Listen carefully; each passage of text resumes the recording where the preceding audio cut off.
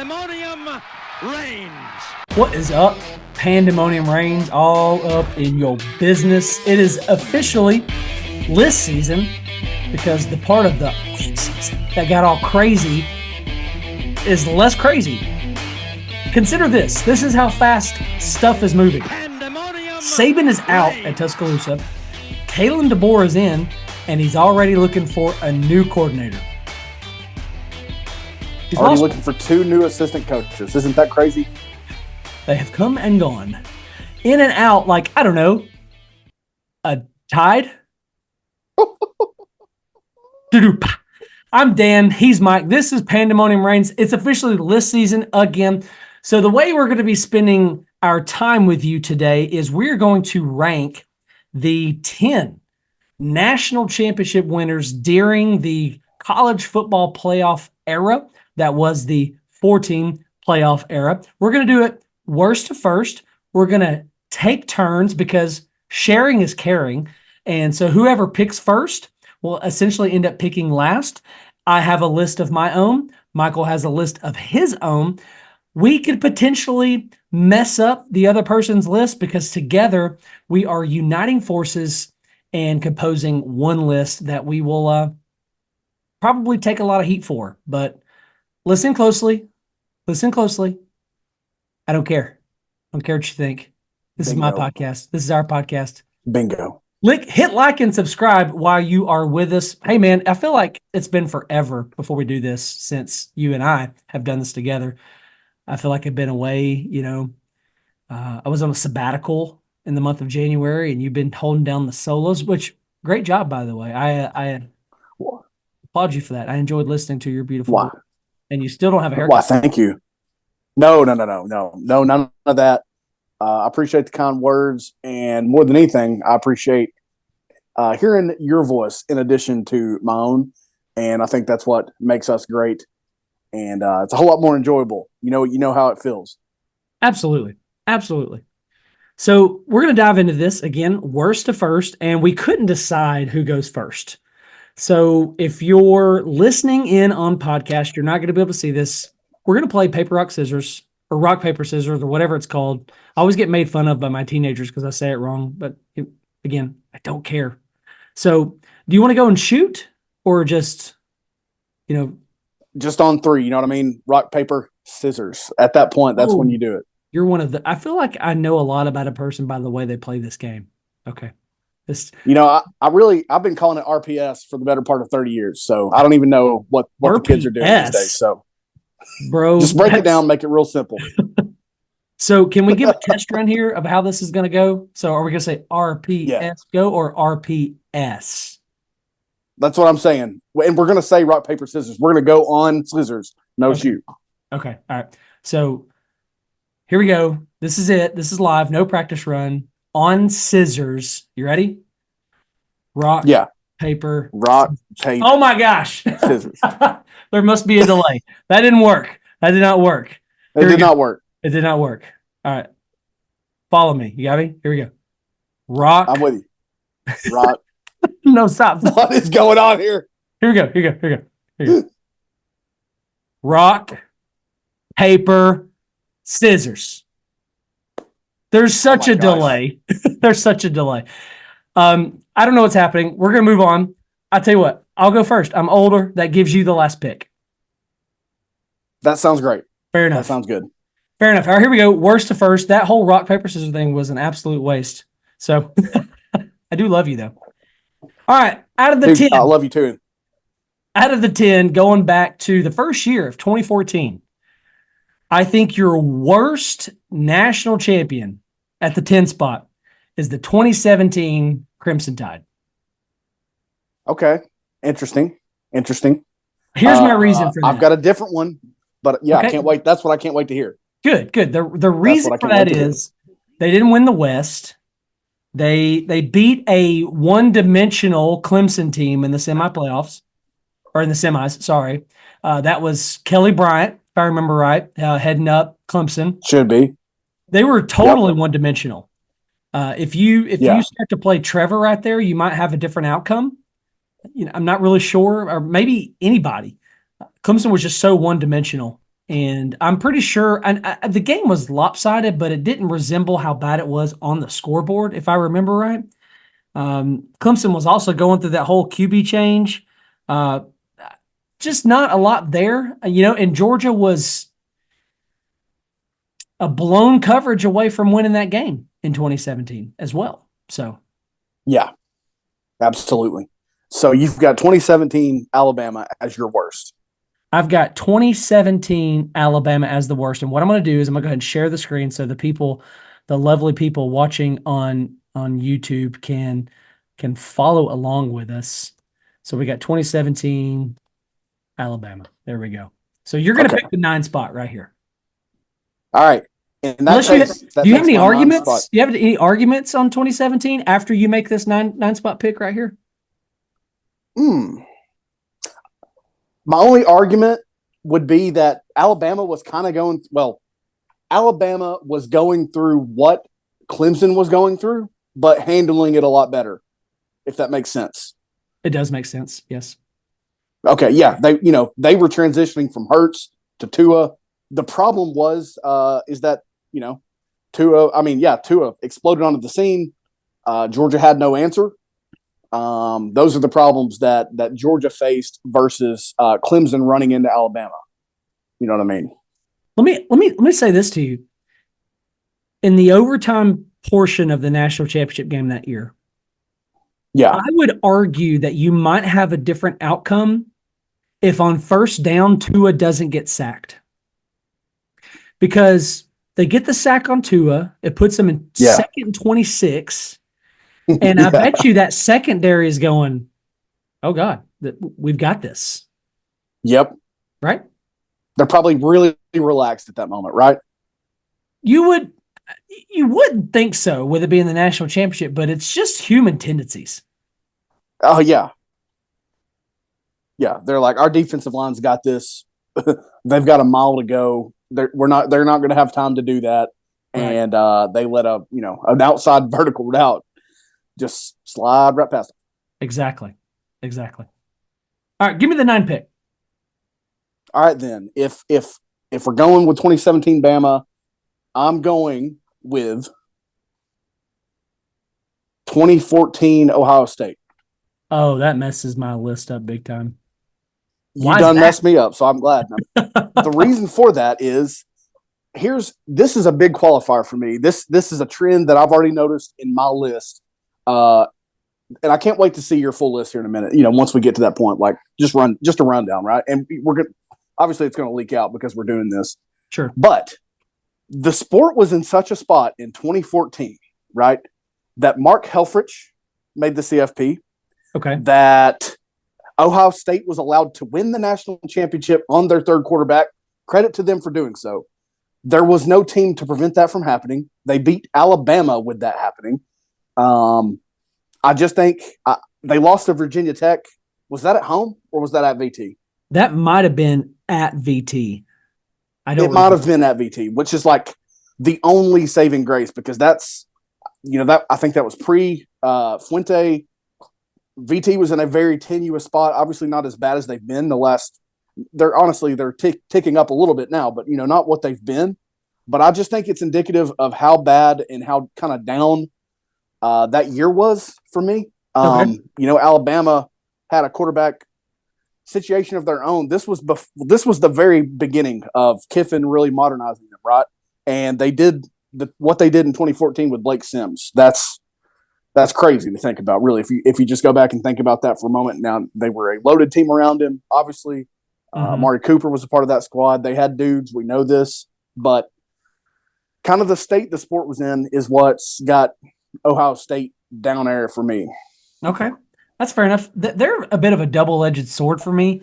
I have them just a little bit farther up. You mentioned the loss to Virginia Tech. I also want to point out that it took them 2 overtimes to beat Penn State that year. Yeah.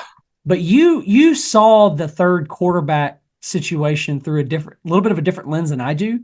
The fact that you got down to your third string QB and still pulled this off is mind-boggling. And I think that says so much to the rest of the team and how deep they were. Yeah. I have them a little farther up, but I don't hate this at the 9 spot. So I'm not mad at you. Cool. All right, here we go. 8 spot. You ready for this? Are you looking on the screen? I hope I'm ready. Woo! She 2023 Michigan. 2023 Michigan. Let's hear it. Because that regular season slate was a joke. It was an absolute joke. Yeah. To their credit, they did have all the Harbaugh issues, going on with the cheating stuff and the cheeseburger and they took that and they used it as fuel. All right. Yeah. Hey, good for you. And another thing to their credit is they beat a high octane offense in Washington. Yeah. I would have liked to have seen them matched up against Texas in the semis. Instead, we got Bama who couldn't stick the ball. But I'm going to discredit them a lot, and I'm going to move them down just to the fact of that regular season slate. It was atrocious. It was so bad. So bad. And the whole the conversation of, well, look what they did in the playoffs. Well, you could argue one of two ways. You could say, well, they had a whole regular season to get ready for it. Healthy. They didn't really have any obstacles. Credit to them as well in beating Penn State and not throwing the ball in the second half. Yep. I just thought, I'm going to look back and say Penn State was a bit overrated.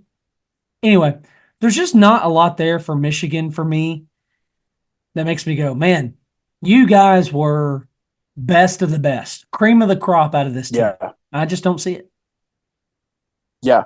You want to know what plays perfectly right here? What's that? They in my 9 spot on my list. That's what plays perfectly right here.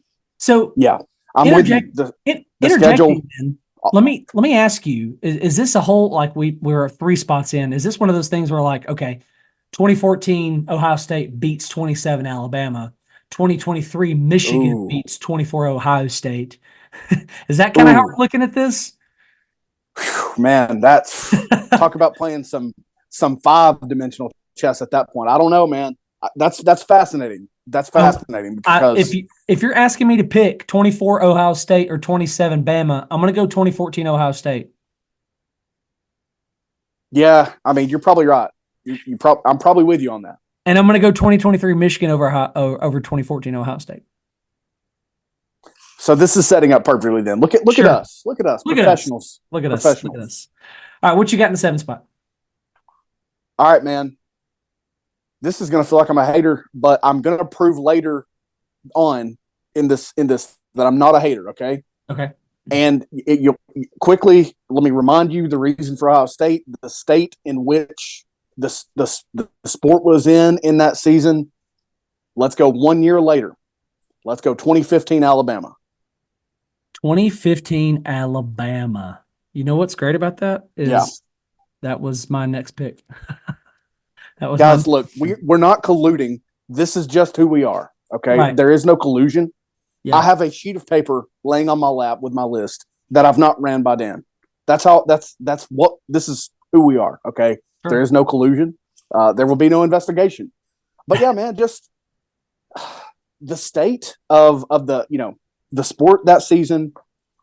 When I think back about a lot of these teams, and there are some teams where I'm like, good Lord, what a fun team. Like, I'm about to get to an Alabama team, hint, in a minute that was, electrifying. It just wasn't that team. One of the last years really, in which they had a very just unexciting quarterback. Now, again, throwing to studs, surrounded by studs on defense. The whole thing, right? You name it. But the state of the sport that year, catching Clemson while they were trying to break through Clemsoning. And it was a great game. Let's not ignore that. Saban was a wizard with that onside kick. I'll never forget that. But these are my feelings. My reasons are my reasons. And that's where I've got that Alabama team. Okay. Man, I'm there for it. I'm in total agreement. You're talking about a 14-1 Alabama team. Yeah. Regular season lost to Ole Miss, if I remember right. Yep. They Correct. slapped Michigan State in the first round, 38-0. Boy, did they. Yeah. And won the title game 45-40 against Clemson. And that game could have come down to whoever had the ball last, if I remember right. 100%. 100%. So I don't hate that. So truth be told, my list is shaking up very nicely as opposed to what we have down collectively. Yeah. But here's where it's probably going to get really messed up. Because it's like these top six right here were so difficult to pick and so difficult to order for me that when I named this sixth spot, it's basically it came down to this: elite quarterback play and elite play on the edge offensively can beat this team. And I like what a lot of the rest of these teams have at quarterback and receiver in order to beat these guys. I'm going to go at number 6, 2021 Georgia. Yeah. Okay. I know. And I think the game in Atlanta, SEC championship against Bama, when Bama was able to take the top off with Jamison Williams, and when pressure was there, but Bryce Young was unfazed and he was able to keep his eyes downfield and find the open guy, basically winning the game on the edge. They did this exceptionally well. It's partially the reason Bama won this game. Yeah. And I look at the rest of my list again and I say, elite quarterback play, elite edge play. Okay. I'm all right with it.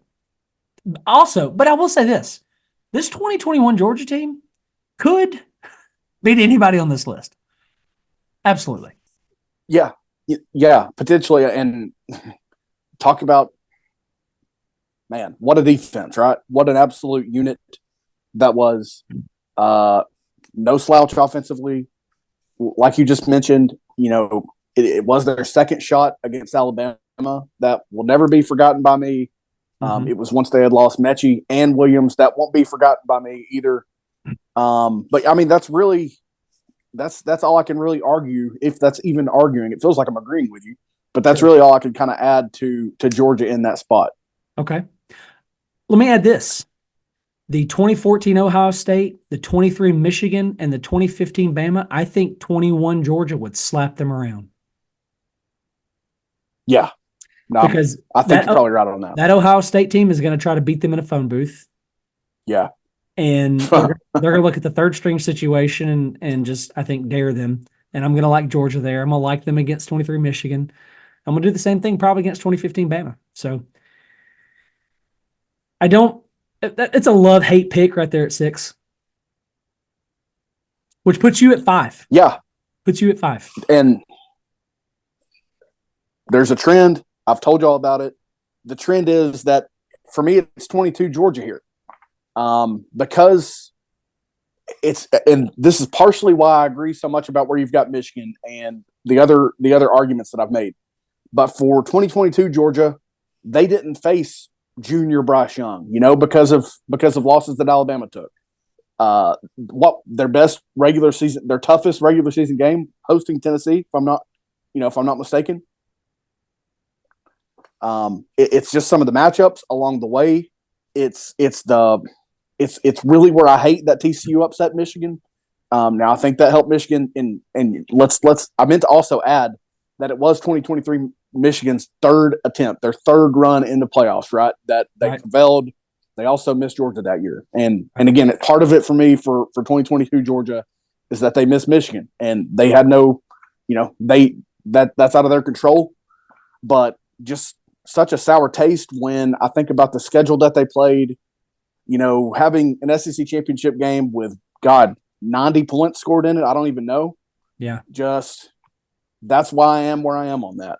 I do think, real quick, just since we've got the Georgias back to back, obviously I think they took significant steps from 2021 to 2022 offensively while being in the same arena defensively. It was not a extravagant drop off because I think that if there was a drop off, you saw it this year when there wasn't a Jalen Carter or a Jordan Davis in the center of the defensive line. They're still freaky at every position. And they've been thin at some positions with the injuries that they've taken. So is every team. Okay. But yeah, man, for me, that's why they're there. Well, I do want the Georgia listeners to know that I have 2022 Georgia higher than what Michael does. And I've got 21 Georgia higher. How funny. But I will say, I mean, props, Georgia fans, props to you for you're the only team in this list that went back to back. So, good for you, man. Good for you. Yeah. That's all I got. Yeah. All right. This top 5.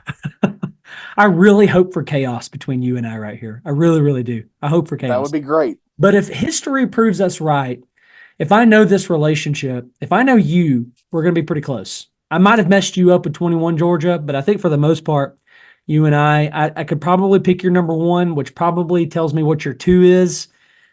But number 5, excuse me, wait. Yeah, no, wait, I got to mark off 22 Georgia right there. Sorry. Okay, here we go. Is this the 4 spot? It is. Okay, so 4 spot. We in the 4 spot. I like writing it down and seeing your face. So, dude. 2016 Clemson. Oh man. 2016 Clemson. Here's why for me. I don't know. This was tough. 2016 Clemson. You're talking about Deshaun Watson. The thing that goes against them is they had a bad home loss in the regular season against a Nathan Peterman-led Pittsburgh team. But if I remember right, Watson had upwards of 50-plus pass attempts. I don't know what they were doing. I'm going to attribute that loss to poor offensive play calling. In the playoffs, they dismantle Ohio State 31-0. And in the national championship game, beat Bama on a walk-off touchdown pass, Watson to Hunter Renfrow, 35-31. But that same Bama team, this is probably why I have 16 Clemson lower, and it's because of transitive property. That same Bama team that year. No. I got the wrong year. Never mind. I'm going to keep them where they're at. 2016 Clemson. I was thinking 2015 Bama. Never mind. So let me go back to the 8 spot for a second when we talked about 2015 Bama. That same national champion is the same Alabama who beat Tennessee at home by 4. Yeah, that was a negative for me. Okay. So for Alabama, obviously. There you go. But overall, that 2016 Clemson team, you're talking about Deshaun Watson. You're talking about that wasn't ETN. It was a different number 9. The name is escaping me. Oh gosh. You're talking about same. You're talking about dudes like Christian Wilkins on this roster. I mean, the roster was just loaded top to bottom. This 2016 Clemson team is one of those out of this list where I go, I think they can beat anybody. Yeah. I think they can beat anybody. 100%. Yeah. Cool. Any thoughts on that, or you want to get to the 3? Well, I'm just going to let it transition into my 3 is what I'm going to do. This would have my 3 being 2018 Clemson. I initially had those flipped in my list on my sheet of paper that I've told y'all about because there is no collusion. All right. I've had 2018 Clemson lower than 2016 Clemson. I know that they went undefeated. 2016 did not. I know all that. The deal for me is I remember just how freaky that 2016 Alabama defense was. That is such a huge factor for me.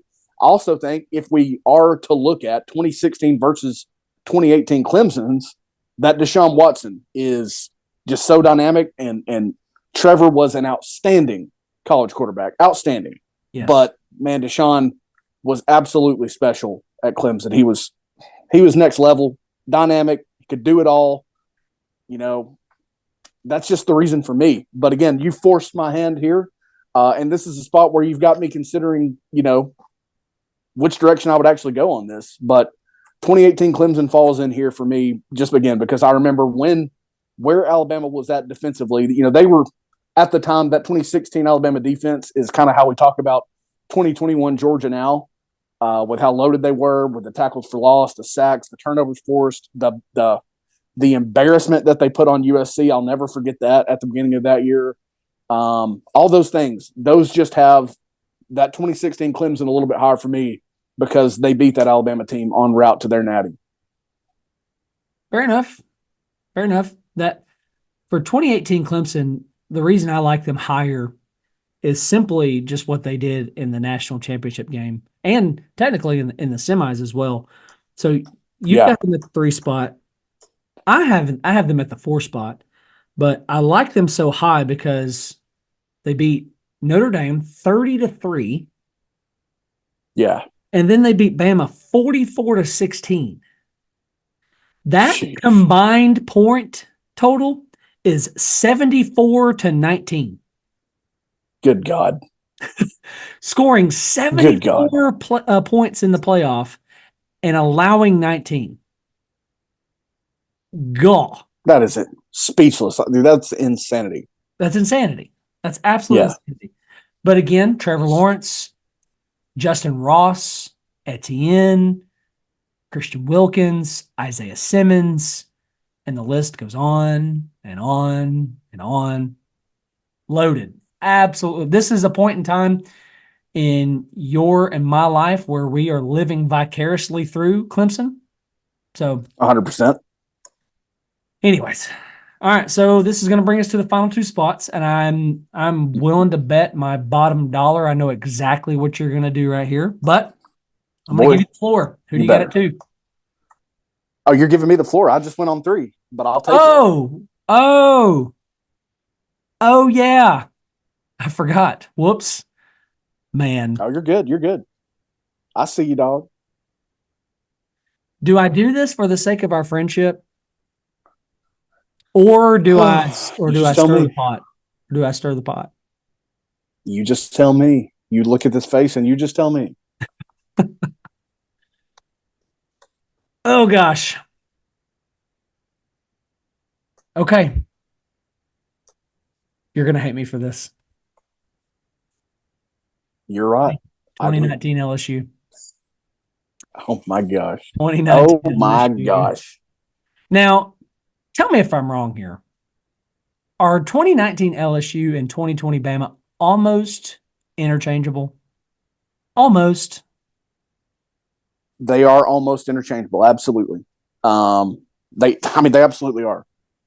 Tell me why you are going to take 2019 LSU over 2020 Bama. Tell me why you're going to do it. I will never be able to put into words. Talk about living vicariously. And I lived at that time about 6 years of NCAA football, 2014 through 2019 LSU. The things that they did, the way that Burrow surgically cut up every team that they played. And there's not Alabama bias here. There's timing bias, right? 2019 LSU did it first. It was a normal football season where our lives weren't upside down. That's just that. The way that they took it to Georgia and Atlanta, like I didn't really expect them to do that. I thought they'd win the game, but I didn't think they would do that. There's just a few things, and it's like a crapshoot. We're sitting here talking about it. I mean, it is a crapshoot as far as what are the differences. I would even go as far as to say Alabama probably had the better overall team when you look at their defense and some of the things that they did in 2020. LSU obviously gave up some points in 2019. They certainly did to Ole Miss. They were known to get into some minor gunfights and then eventually run away with the game because of just the freaks that they had on the roster. But yeah, man, it's as simple as seeing them do it first. The way that 2019 played out versus how 2020 played out in life, it's somewhat as simple as those facts for me. I'm a big Burrow fan, and Mac Jones can also suck it. Let me ask you this.